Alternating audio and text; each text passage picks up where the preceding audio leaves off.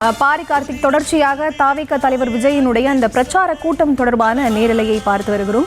தாவேக தலைவர் விஜயினுடைய இந்த பிரச்சார கூட்டத்திற்கு குறிப்பாக வேறு ஏதாவது புதிதாக கட்டுப்பாடுகள் விதிக்கப்பட்டிருக்கின்றதா? ஏற்கனவே தாவேக தரப்பிலிருந்து பிரச்சாரம் நடத்துவதற்காக கரூரில் ஒரு சில இடங்களை கேட்டிருந்தார்கள், நாமக்கல்லில் ஒரு சில இடங்களை கேட்டிருந்தார்கள். அந்த இடங்களில் அனுமதி மறுக்கப்பட்டதற்கான காரணம் என்ன பாரி கார்த்திக்?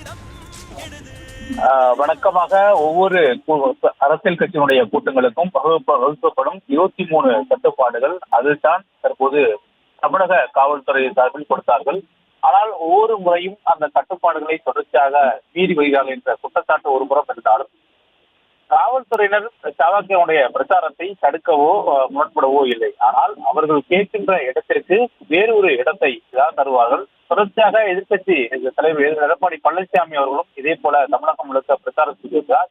அவருக்கு கொடுக்கக்கூடிய இடத்தையும் தற்போது கொடுத்து வருகிறார்கள். ஆனால் அந்த இடத்தையும் அதிக மக்கள் கூடும் இடங்கள் தான் தங்களுக்கு வேண்டும் என்று தொடர்ச்சியாக கேட்டுக் கொண்டிருக்கிறார்கள். ஆனால் விஜயை பொறுத்த வரைக்கும் மக்கள் கூடுகின்ற இடத்தில் விஜய் நின்று அந்த கூட்டத்தை கூட்ட வேண்டிய அவசியம் இல்லை. அவர் ஒரு ஓரமாக நகரின் புறநகரில் இருந்து அவர் பேசினால் கூட அந்த இடம் மிகப்பெரிய மாநாடாக காட்சியளிக்கும். அந்த அளவுக்கு மக்கள் சக்தியை கூட்டும் வல்லமை விஜய் கூட்டியிருப்பதை தொடர்ச்சியாக ஒவ்வொரு கூட்டங்களின் வாயிலாக நாம் பார்த்து வருகிறோம்.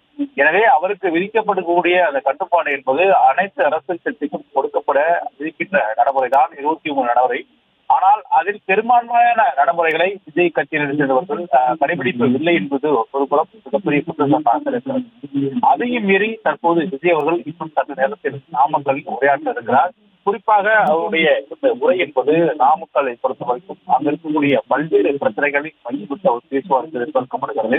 நாமக்கல்லில் தற்போது இந்தியாவிலே மிகப்பெரிய அளவிற்கு கோழி மற்றும் முட்டை உற்பத்தியில் முக்கியமான மாவட்டமாக திகழ்கிறது. ஒட்டுமொத்த தென்னிந்தியாவுக்கு ஏற்றுமதி செய்யக்கூடிய ஒரு இடமாகவும் நாமக்கல் இருக்கிறது. நாமக்கல் இருந்தால் பல நாடுகளுக்கு கோழி கறி அதே போல முட்டைகள் ஏற்றுமதி செய்யப்படும்.